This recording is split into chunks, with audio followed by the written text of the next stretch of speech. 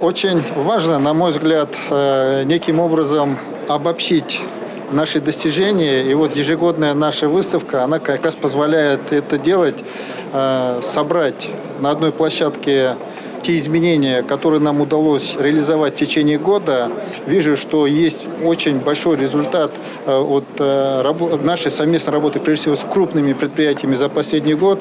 Есть заделы и проведенное обсуждение на площадке выездного заседания Комитета Государственной Думы по финансовым рынкам с точки зрения финансового сопровождения проектов регионов, в частности Чувашской Республики, несомненно, в нас вселяет только оптимизм и уверенность в том, что все получится, все удастся, если очень динамично, наступательно реализовывать или прилагать усилия для того, чтобы реализовать те наши планы, которые сформулированы и оформлены в виде проектов. И мы существенно сократили импортозависимость уже по действующим производствам.